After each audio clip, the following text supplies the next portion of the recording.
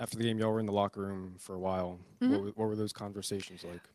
Just talking about what you could have done better individually, and what did you learn from today? Just accountability, and it's not just with the players. It starts with me. And told them things that maybe I made a decision to let them come to the men's game last night. I'm gonna regret that all the way home. That was out of our routine. I don't regret supporting our men, but we're creatures of habit. So did that disrupt your mindset? I don't know that it did or didn't, but when you have kids hold themselves accountable, you got to hold yourself accountable. All right. On Zoom, let us know if you got a question. We'll unmute you.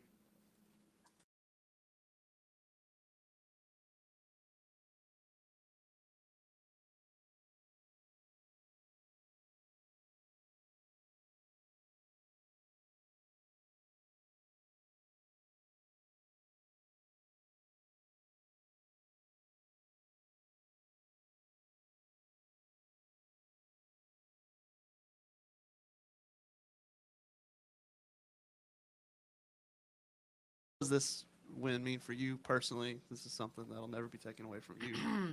A feather in your cap. What does it mean for you? It was super personal for me. Coach Moki, I played for her my freshman year.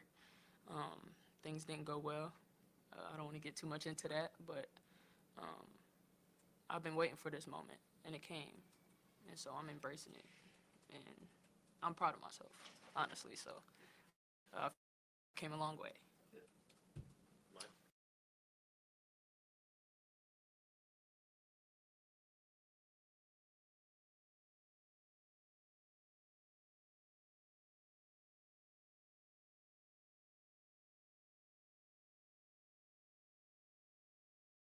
You need to beat the teams you're supposed to beat. Auburn had not won an SEC game. What this team has to understand, the new ones, which we have a lot of new ones, other than Angel and Flage and Poa, the new ones don't understand the target on your back. The target is just not guys that we won the national championship. Target is it's personal with some of these kids you play against because some of them wanted to come to LSU and play. Some of it is the way we play, the celebrity of some of these kids on social media. You brought this extra attention to yourself, so you're going to get just a little bit more from teams. And I think you're seeing that. And they have to be able to be ready for that. Coach, next time out going against Alabama, 15-4 overall, and they've won a couple of SEC games already as well. What's kind of maybe the early scout?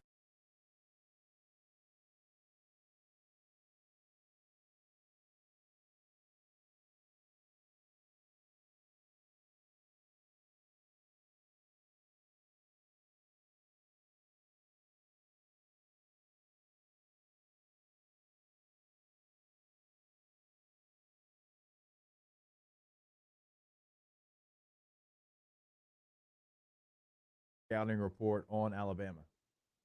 Well, they're shooting that ball pretty darn good from the three, and I know Christy very well. She and I worked together at Louisiana Tech. She'll have her team ready to go. They may or not have the athleticism that Auburn does on getting in passing lanes and things like that, but they're fundamentally sound. They beat Louisville in non-conference. They have a very, very good team. Now they lost their last game against Arkansas, but Christy knows the Alabama LSU rivalry. She will have her kids ready to go. I'm certain they'll be looking at the Auburn film and see where they can exploit us. But it's going to be no different than any other game. They're coming off a loss. We're coming off a loss, and we both need a win. And when you kind of mentioned getting these new faces to understand the target on the back, the pressure that comes with the celebrity and everything else. So when you have Michaela Williams or Haley Van Lith kind of struggle in the way that they did, how do you like in football, we always talk about the old one snap and clear mantra, right? Doesn't matter if you were good or bad the last snap. All that matters is the next snap. Do you have something similar that you try to hammer into these players? Well, first of all, I'm glad those two kids are on our team. Those two kids are outstanding players, and they belong to us, and we love them. You're going to have bad games. That's just part of it. If the bad game bothers you for a period of time, you'll do. Some of them have been record-breaking attendance, but they're not getting those crowds until LSU shows up. So we're going to take a little credit for that, but you better be able to respond to it, and you better be ready to play because you're on somebody else's home floor. Hell yeah. Is it ESPN is sending their crew for the South Carolina game? What is it that they do? College game day. College game day. Here. Yeah, that's right. That's going to be the PMA. That's going to be next Thursday. Not this Thursday, but the following Thursday, January 25th, 7 p.m., y'all. So go ahead and mark your calendars for that.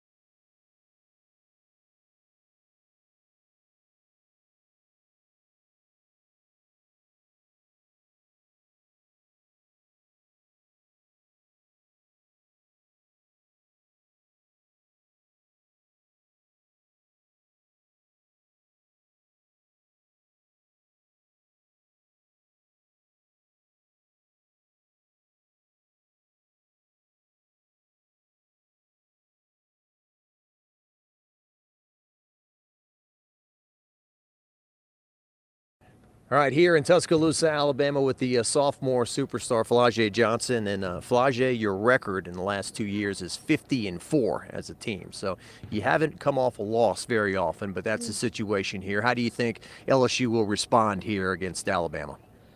I mean, just, that game versus Auburn, we beat ourselves. And I think this time we're just going to come out and just put everything into the next games that we have, because we don't want to feel that feeling again. You scored 62 against Auburn. That's 30 below your average, so it was a bad offensive game for you guys. How do you think the offense will bounce back? I mean, we just got to share the ball more, I think. Just trusting in our teammates, reading the defenses, and that's things that we've been working on, since. And we've been having very hard practices, so I think on the offensive end, we'll be fine. It's more so the defensive end, just like executing. We weren't executing on defense, so we weren't getting transition offense, which is a big part of our offense. So it's really just defense. Well, good luck to you, and thanks for joining us. All right, Flau'jae Johnson, Big 4 here in Tuscaloosa. Back to you.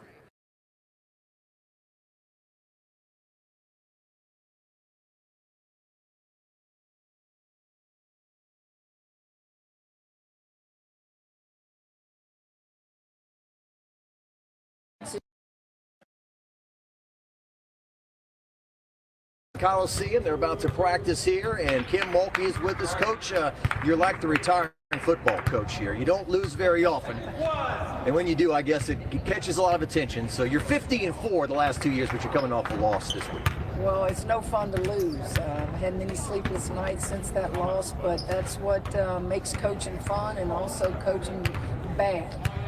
We'll respond, and I always like to give credit to the opponents when I lose, because Auburn played as good as I've seen them play. Their defense was outstanding, and I hope that we learn. Just like when we got beat at South Carolina last year, I said, if you don't learn from a loss, then shame on us, and hopefully we learned. Coach, you've been harping on your defense to improve, but it was the offense this past game that scored 62 points, missed some layups and free throws. So I guess that's what you're looking to improve this contest. Well, we can score. Yeah. You take away or you add those 9 free throws if you make a third of them. You make a third of the 12 layups, and you're going to win the ball game. But you can't do that. And some of that was their defense making us miss. Certainly not the free throws, but keep doing what we do. We still have to get better on the defensive end. There were opportunities for us to get long rebounds, and we allowed them to get offensive rebounds when it was nip and tuck there at the end. And you have to make plays. When you're in a tight game, the difference is usually so small, and it's usually somebody making a play. And finally, Coach, when Skip Bertman took his baseball team on the road, it was always record crowds, right? And Auburn had over 7,000. They tell me the biggest crowd they've had here, I think it was 2022 against South Carolina, about 4,000 or so. So we'll see how many people show up. But back-to-back road games for your team as well. Back in the state of Alabama, right? I shared that, Jock, with the players. They're coming to see LSU for a lot of reasons. Defending national champion, Angel Reese, Flau'jae Johnson, they're household names, they're celebrities. They're coming to see you. And so for you to put on a performance, you just have to handle it, and you have to be prepared for it. Thank you, Coach. You're welcome, Jock. All right, we'll have some of this practice for you tonight at 10 o'clock, live from Tuscaloosa at Coleman College.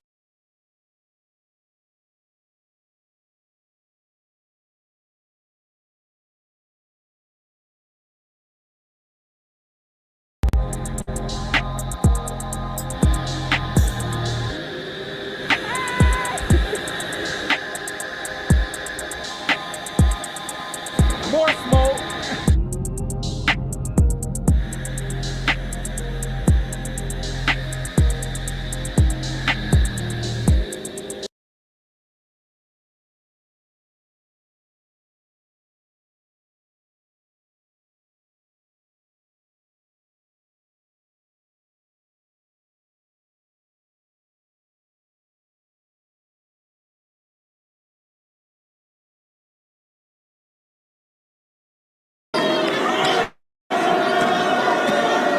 Spencer off the bounce. Nice. That time stayed away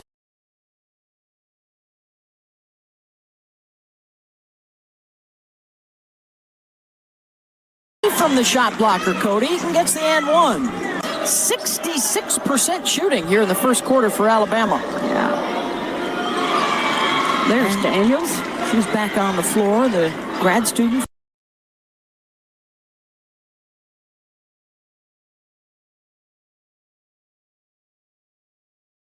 Frederick, Maryland. That was the shot clock. Still time here for Arkansas. Saylor, the fade, and knocks it down to beat the buzzer for Alabama.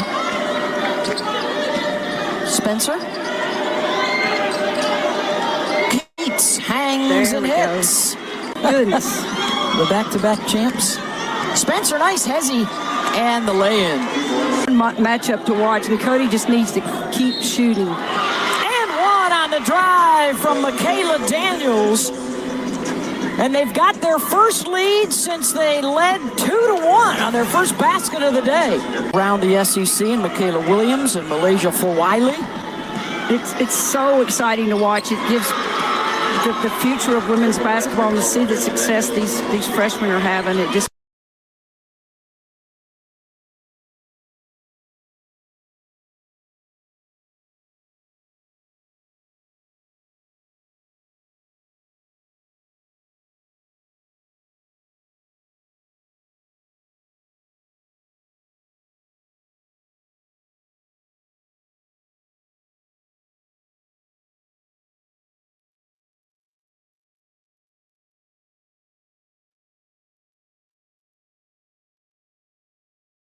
makes it tied, sensing a momentum swing right here. McQueen into the lane. Dowda swatted that. Bama gets it back, and another block. wow.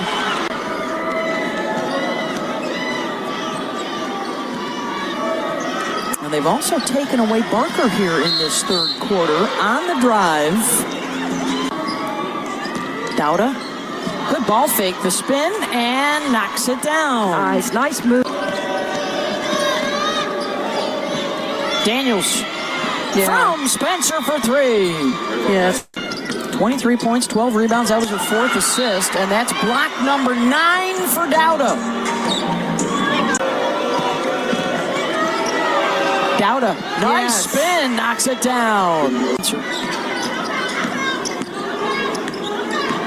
What Arkansas has done